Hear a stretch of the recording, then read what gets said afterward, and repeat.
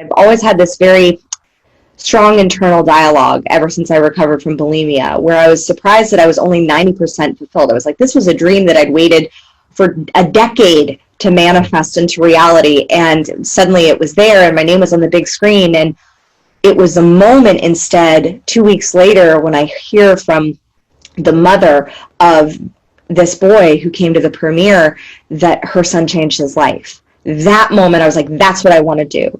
And that was the same reason as to why I got into teaching Pilates as well, because I wanted to transform people's stories about their bodies, because Pilates transformed my own story about my body. It's interesting as you say that, because in Crucible Leadership, we talk about, life's about living a life of significance, which we define as a life on purpose dedicated to serving others. And what we say a lot is nothing wrong with being successful, but success in of itself is not really satisfying. It's like, okay, you reach the top of the mountain. It's like, well, then what, right? Ants crawling up an anthill. You reach at the top and it's like, okay, well, now what? Now, there's nothing wrong with it, but when your perspective is, I'm here to serve others. I'm here to help that, I was talking with that mother and the boy who saw the movie, helping people in Pilates classes. That to me brings joy. We all want joy in life. We all want a joy-filled life, a joy-filled marriage, joy-filled family. But when it feels like you're using your talents and your ability and your drive in the service of others.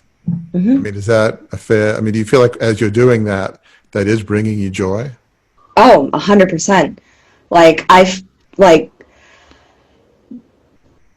Having been able to grow Crown Yourself and serve the people that I have been blessed with to serve it through the community that I've built has been one of the greatest experiences.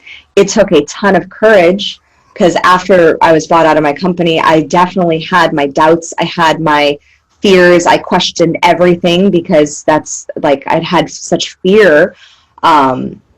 But after a year and a half, it was when I found out I was pregnant that I was just like, I know that I'm meant to serve on such a bigger level than just teaching fitness, and than just, helping people with their back pain.